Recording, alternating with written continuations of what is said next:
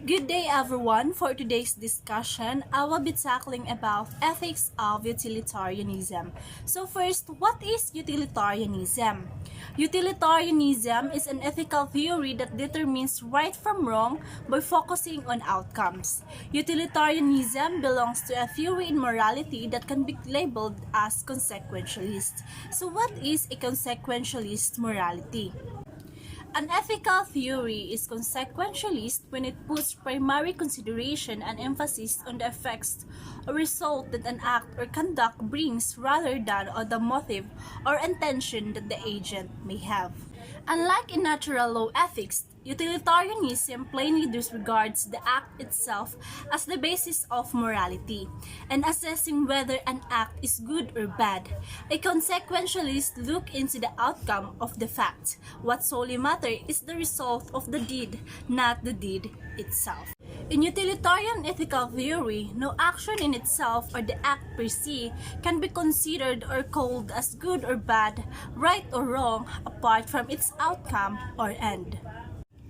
Utilitarians claim that there is nothing that we can say in terms of the moral worth of the act that is not dependent, in one way or the other, to its consequences. Actions for them do not have intrinsic moral value. A consequentialist ethical theory essentially asks questions such as, what good will come from doing this? What benefit can one get in performing such an act?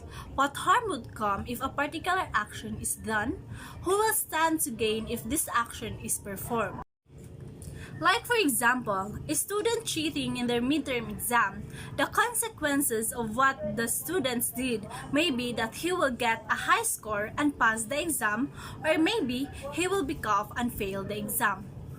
Next is ethical hedonism. So what is ethical hedonism?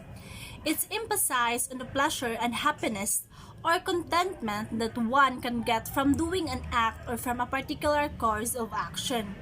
For the utilitarians in general, pain and suffering should be avoided when one is thinking about doing something.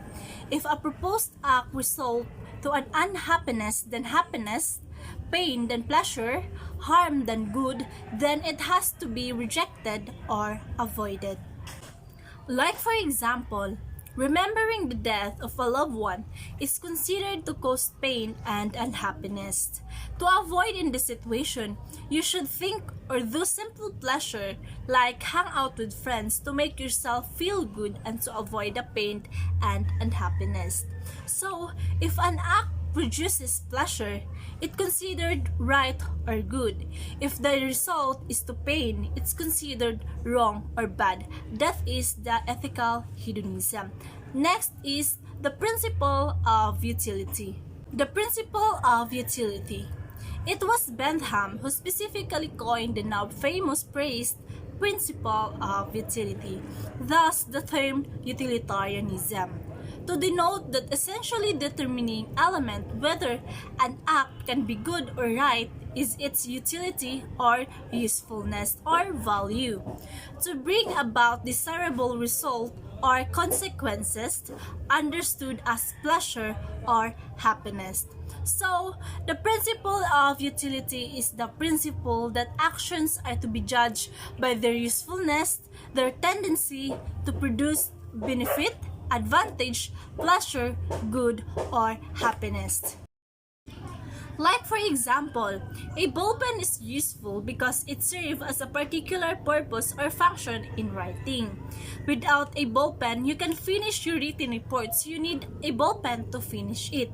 In this situation, a ballpen produces benefit and a happiness to you. Another example, if you are choosing ice cream for yourself, the utilitarian view is that you should choose the flavor that will give you the most pleasure. So that is the principle of utility. So that's all, and thank you for listening. The continuation of this topic will be reported by Miss Rebecca Lasha. Again, thank you for listening and God bless.